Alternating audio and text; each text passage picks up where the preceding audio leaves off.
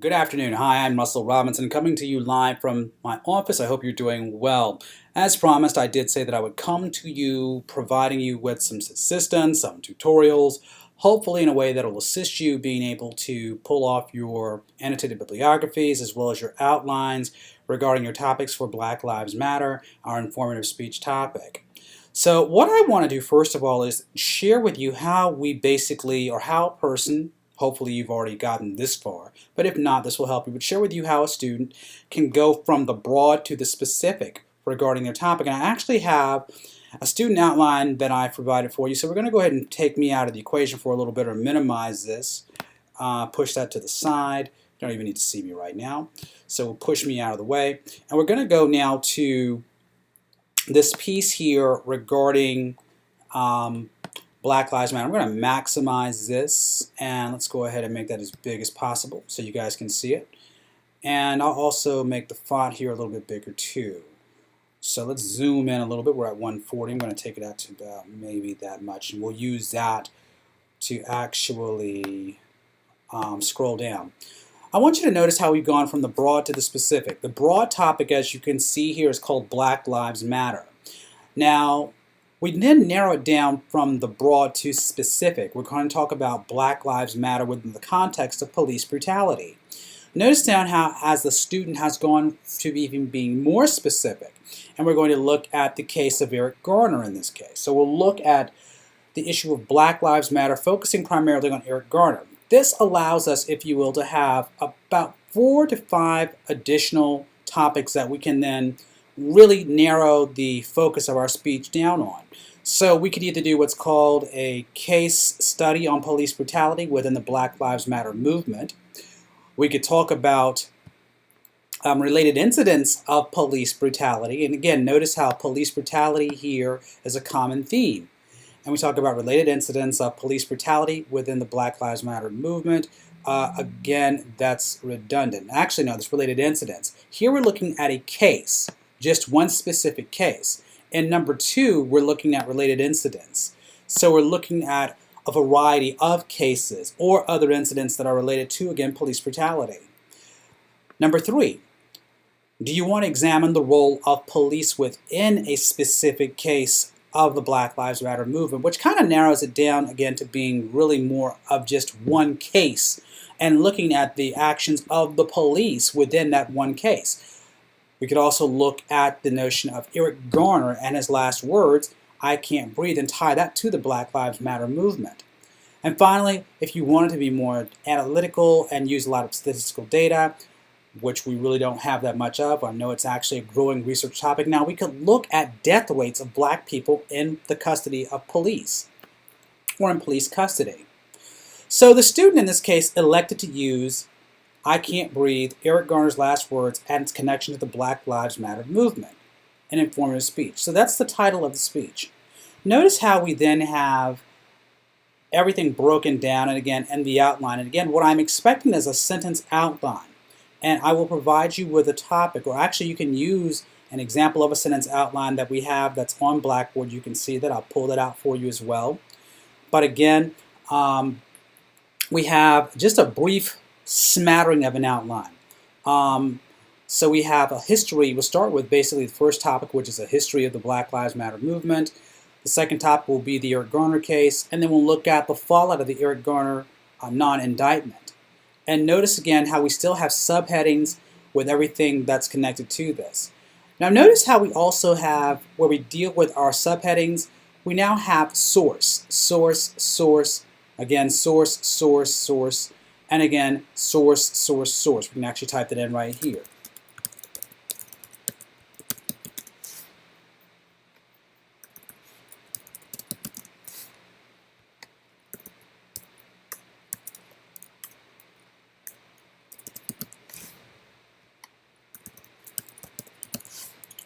I can spell. All right, so you have all of these types of sources, right? Good. So the question now comes back to, what is a good source? What actually is a good source? That's a good question. What makes up a good source, do you think? A good source is one that's going to be one that is either a peer-reviewed journal article, it's either going to consist of statistics, data. It can, in this case, consist of news articles, newspaper articles. They could also consist of internet sources, let's say that comes from .govs, not .coms, but .govs. We could also look at other types of reports that are out there as well. One report in particular we could think about, actually I'm using in my research, called, the report on, the current report, the 1968 report of the National Advisory Commission on Civil Disorders. And so that's a book source, but it's actually a government title or a government source that you could use. So the key here is how do you make sure that you incorporate all these so that you can present good factual information. All right, well, let's first of all look at what we mean. How do we first of all even get to collecting this information? How do we collect it? Well, let's take a look. We're going to actually go to, of all places, believe it or not, we're going to go to the library on campus.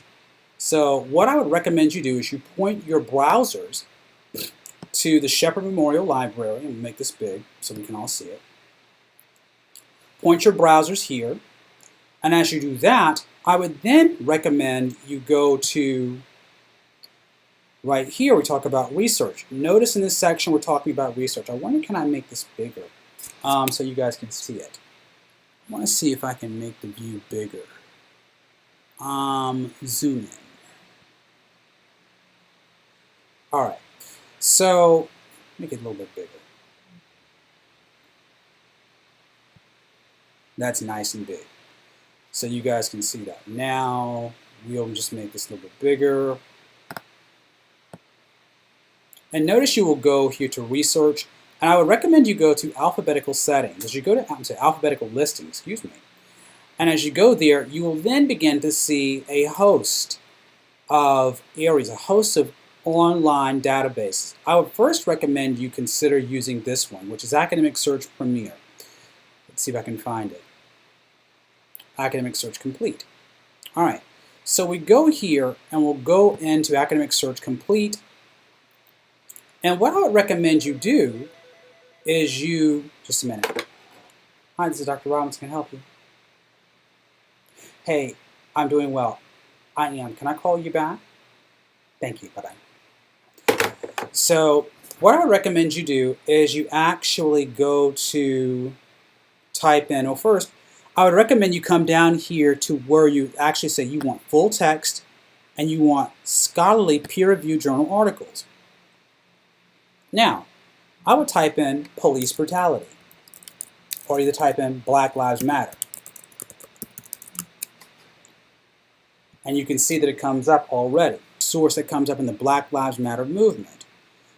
And I would actually download this article. So let's take a look at what the article talks about. This appears to be African American Review. And let's see what we've got here. It's not a full article. It basically lets us know that there has been some type of, actually this is what we have, a photograph. So that's not going to help us too much. So let's go back and see if we can type in Black Lives Matter. See if that gives us any results. Again, kind of limited. Not really what we need. So let's now go into police brutality.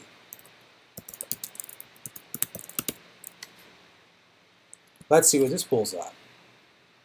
Amazing. We have 212 articles that are all peer-reviewed journal articles. And we also have them as full text, going all the way back to 1963. In this case, I would strongly suggest you narrow the field down to 1970. Actually, it's 40 years. Let's get more recent data. Let's go for 25 years.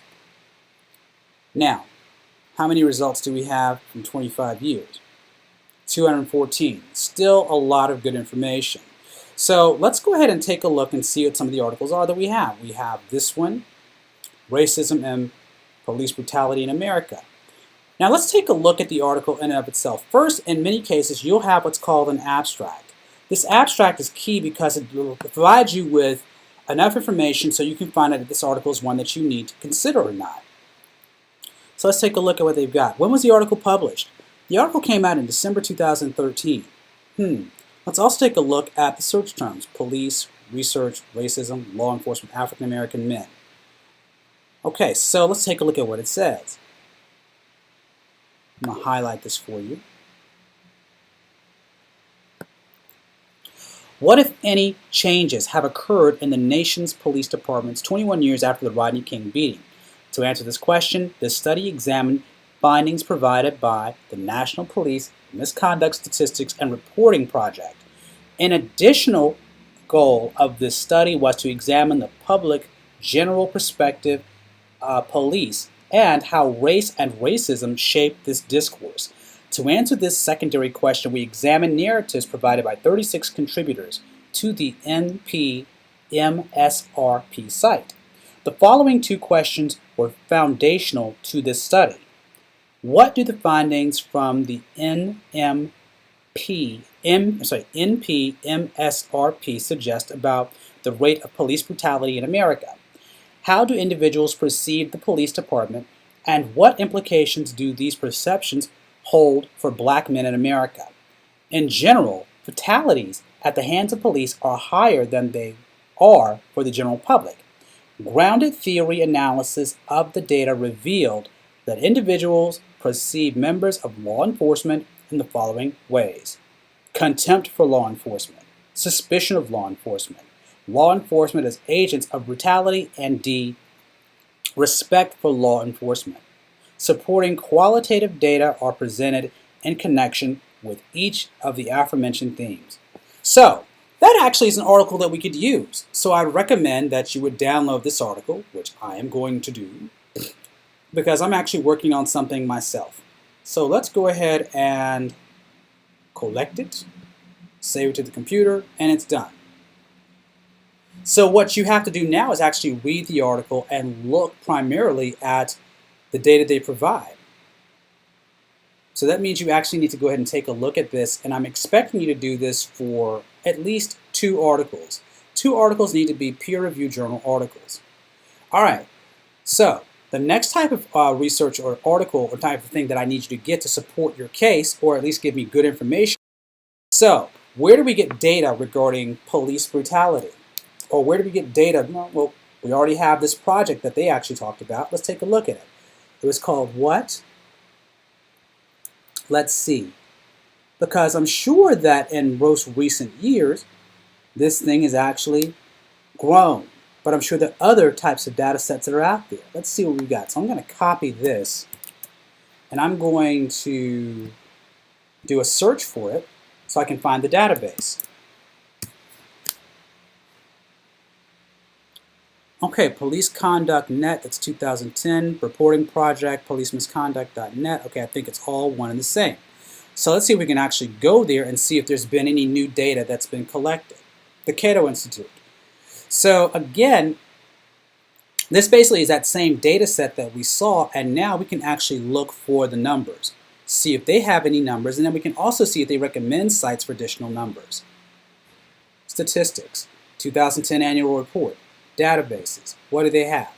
2009 aggregate reports, 2010, da-da-da-da-da-da. So you've got maps, other scholarship. That's something we can think about. What have they pulled up? What do they have? So again, notice how we're going on a type of hunt for information. Baltimore burning. It's not just a matter of money, etc., etc. Poverty, despair, and big government. Interesting, interesting, interesting. This actually gives us another type of source. It's in Newsweek. So let's take a look at what this article talks about. This is actually a journal, or not a journal article, but this is actually a newspaper article that was in Newsweek, and that's very recent. So we can take a look at this and talk about this in the case of something else. So again, we have that. That is an article that we could collect. So I could go ahead and save that, and that's actually a commentary. Now note what we have here. Commentary. So commentary is a little bit different. I'm going to take a little bit of time and elaborate on that, because I think you need to understand what I'm talking about. A commentary is a bit different in the sense where it's someone's opinion, But in many cases, their opinion is based primarily off of some type of fact. It's based off of some type of research. It's not just someone coming across as a blowhard.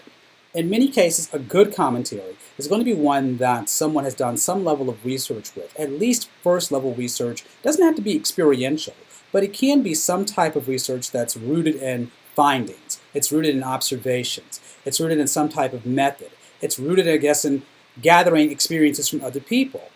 So what we have here is a commentary that the person basically is going to give us some sources. Let's take a look at the commentary and see what they talk about.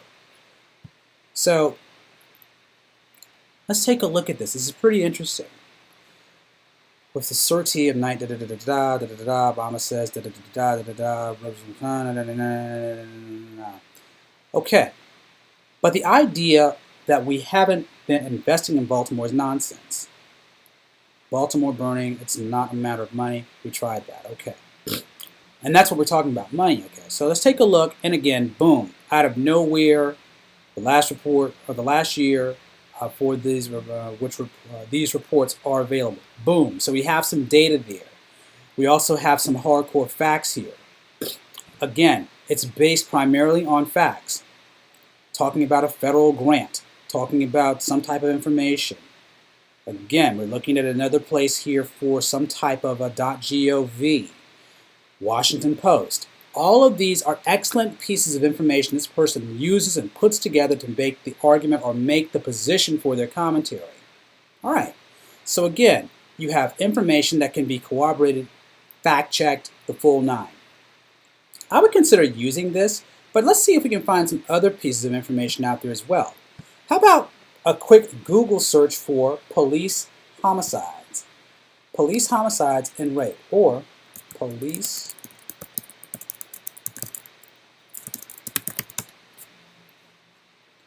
Here's the data that shows cop killed black people at such and such rate. Mother Jones, another data set. How about that? So we can take a look at this, and again, we're going to need that right now. And let's take a look at what it says. Here's the data that shows cops kill black people at a higher rate than white people, plus the crazy way the FBI classifies all police shootings. So we go and take a look at this, and this is their data. We could actually use this, but where does the data come from? Notice how they sourced their data. Source is, let's see, they say estimated rate of arrests, deaths by homicide, and this comes to us from, who is this? BGS. Is it the BGS arrest data report? Well, who is BJS? Bureau of Justice Statistics, I believe, I would assume. Let's take a look and see what that is. Let's take a look and see what BJS means. BJS stands for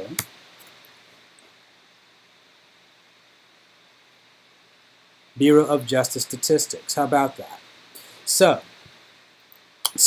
in addition to that, we may want to double check and see who the Bureau of Justice Statistics or the Bureau of Justice. Who are they?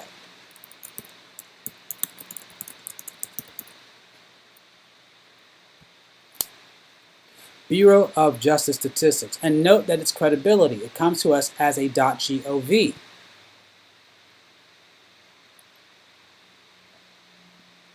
So if it's a .gov, these are government statistics, which in essence really assist us.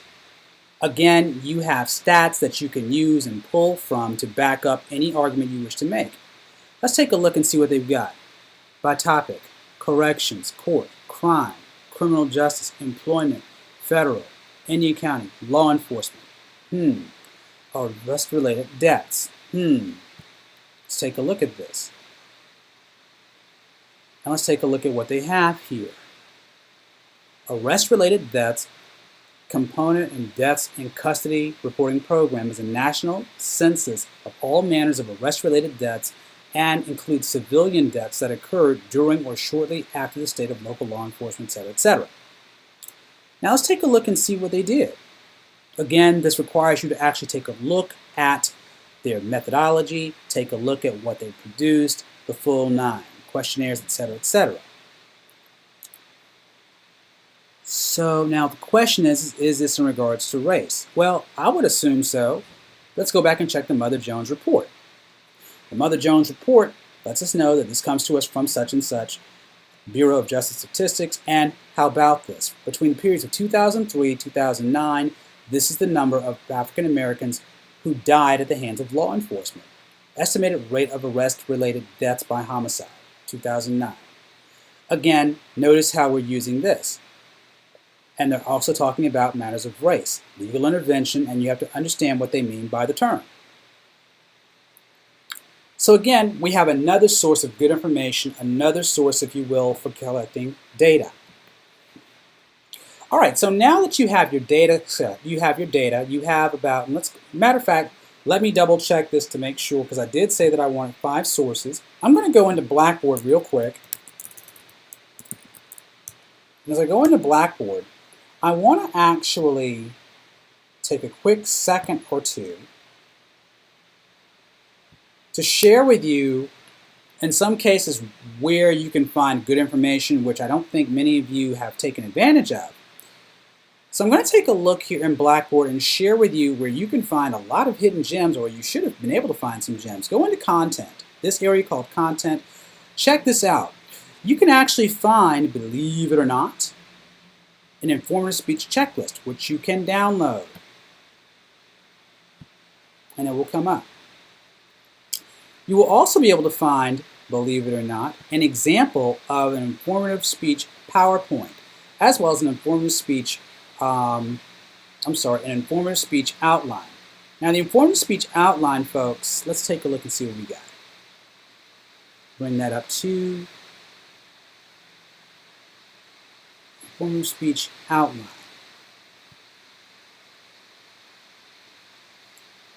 So I want to make sure that, whoopsie, no, I don't want to submit. I actually want to see a model of it. If I don't, I can pull up a model for you. Do I have a model of an informative speech outline?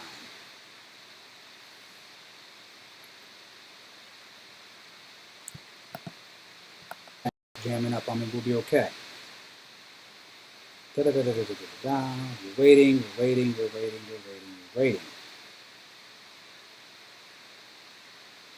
Okay, move.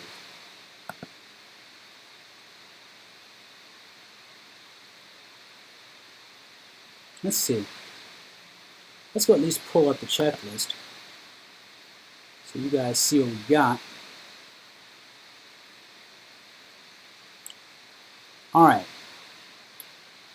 So your outline information, let's double check this to make sure again we're all on the same page.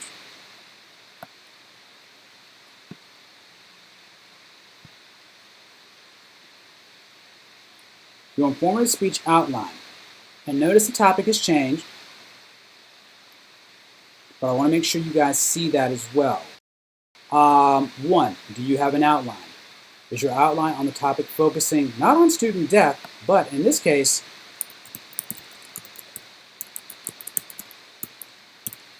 Black Lives Matter? Spell. Does your outline contain the following sections: topic, title, general purpose, and so forth? The outline has an introduction. It's headed Introduction. The introduction is catchy enough to engage the audience. The introduction is at least 5 sentences long.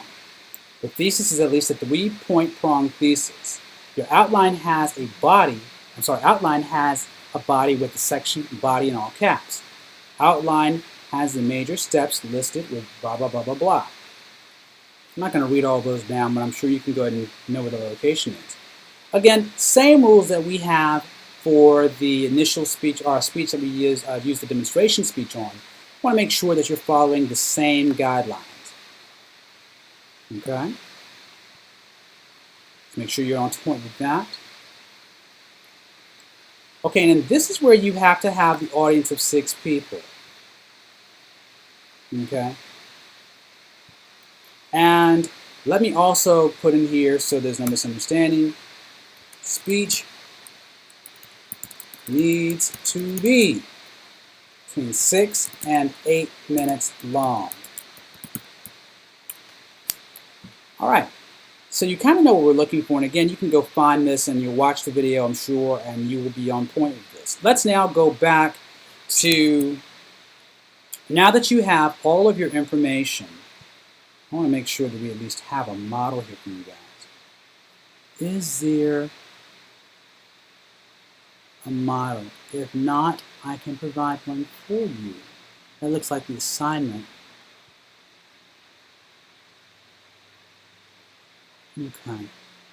So let me see if I can find a model for you. Better yet, let me help you find a model. Ah! So if we go to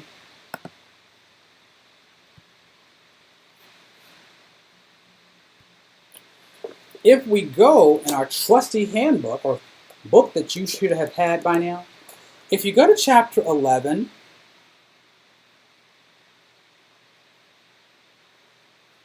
in chapter 11, you will go to page 301, and you will see the actual model on page 301 of how to do the outline. See 311. No, I'm sorry, 310, 301, my bad. 301. Take a look here on 301. It provides you with a sample informative speech outline with commentary. So turn there and you can actually see how this all looks. Okay? All right. So you can see the model. So you have an example and know where to go get a model. That's good. All right.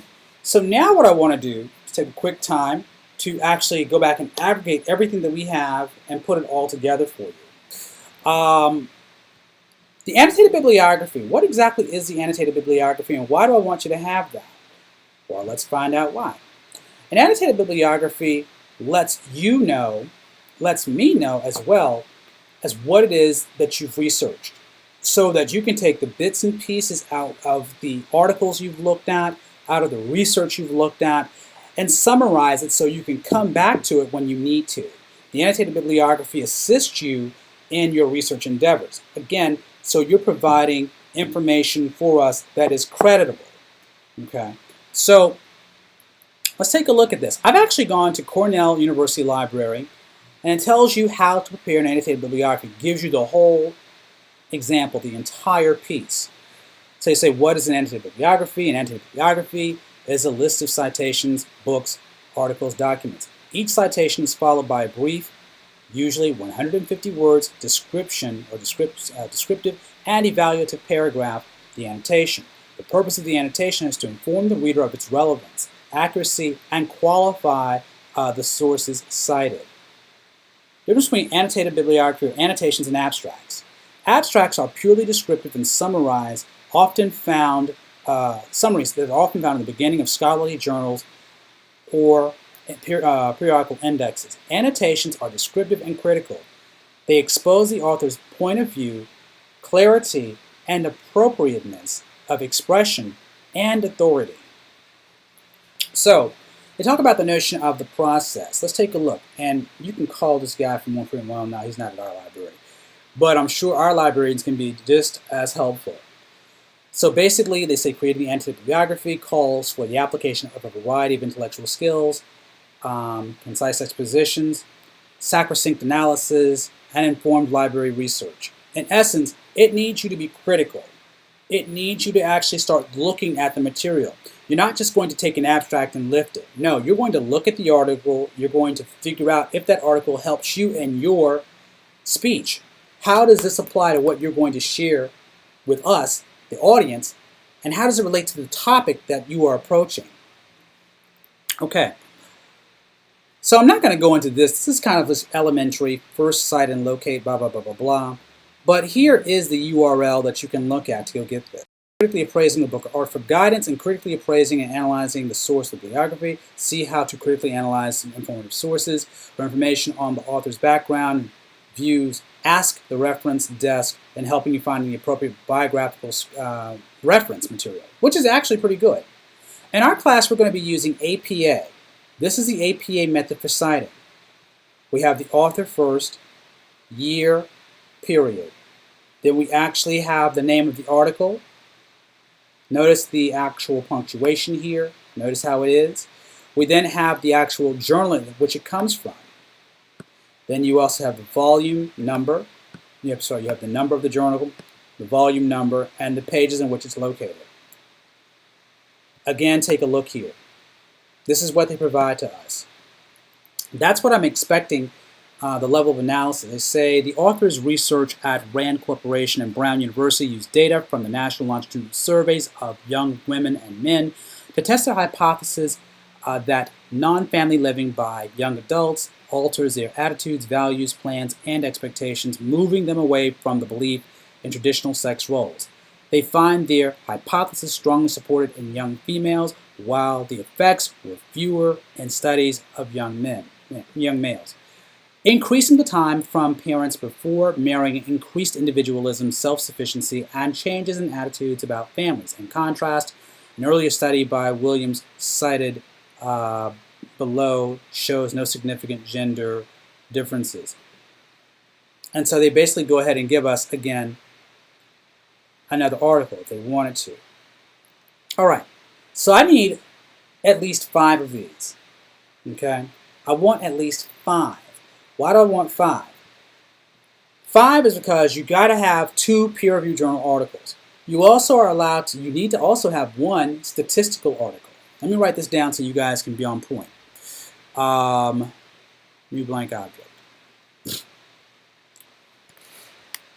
Sources. You need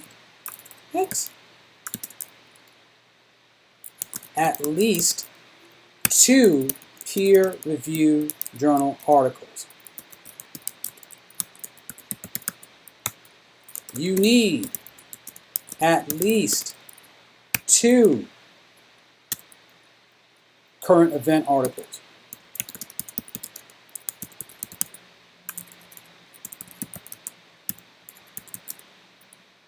This can be newspapers, web-based newspapers,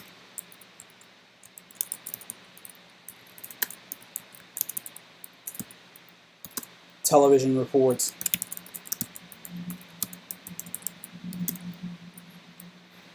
magazine articles. You need at least 1 data set that can come to us from .govs.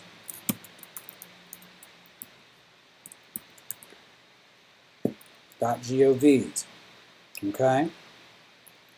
Or you could go ahead and try to get information from where I found. Census Department, Census, Department of Labor and Statistics.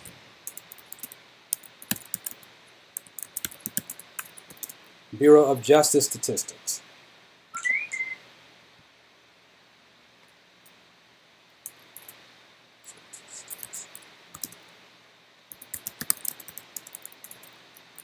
Bureau of Journal, I'm sorry.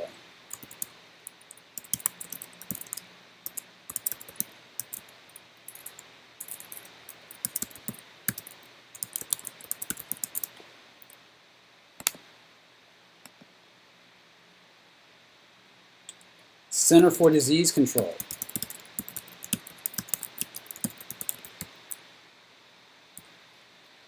Okay? So, and again, I need at least 5.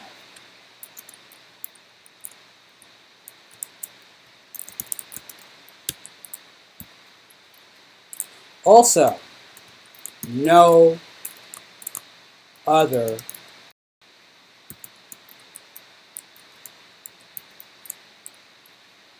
internet sources. That means no .coms.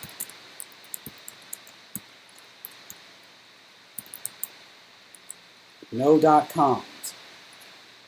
So if you go to the internet, you can go to the internet and you can use peer-reviewed journal articles, like I did earlier. You can go to the internet and look up the .gov. You can go to the internet and If you need to pull magazine articles, you can. But even then, be very wary of the magazine articles you pull. Mother Jones is a good one. People Magazine is for pop culture compared to this. Democracy Matters or Democracy Now! That actually is a good journalism source. Al Jazeera, a good journalism source. CNN, a good journalism source. Newsweek, Time Magazine, the New York Times, the LA Times, Chicago Tribune, Atlanta Journal-Constitution, excellent newspapers of record. Wall Street Journal, excellent newspaper of record. So the idea here is that you have a variety of sources as you pull all this together. And as you're putting together your outline, notice how it all comes back together for you. Let's go back. It's the wrong thing. Sorry, Marcy. Let's see. So notice here that you have sources, where I have all these areas where you can pop sources in now. Go big. This is where you would pop in your data. You pop in your source here, you pop in your source there, you pop in your source there. Now in this case, you would basically say author, last name. Again, something like, or at least let us know where the stats come from. And again, source them by saying Bureau of Justice Statistics 2015. Okay? Again, follow the APA style format. And back to that, let's also make sure that you know exactly what I mean when I say APA style. So what I did was I also pulled up another website that will be of assistance to you. It is Purdue Online Writing Lab Library. They actually provide us, believe it or not, with APA style. So let's go ahead and take a look at that. We'll research APA style. Voila. And notice how we have APA guidelines. They will even show you here how to put together your works cited page. I'll see if I can find it. Notice how they have all this to the side. Very good information. So I'm going to try to pull this together. Sample paper. And you can actually see how they pulled it off. Whoops. Let's make this big.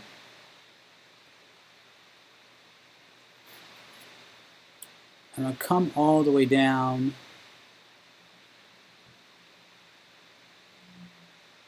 This is how you need to have your works cited page. Now your works cited page will actually be references, but again, notice how they have that. Try to incorporate this just within the context of, believe it or not, your annotated bibliography. So that means take the annotated bibliography that you're going to put together, just type references at the top, and you can see what we're talking about. References at the top, and then you go ahead and start listing your citations in this format. All right?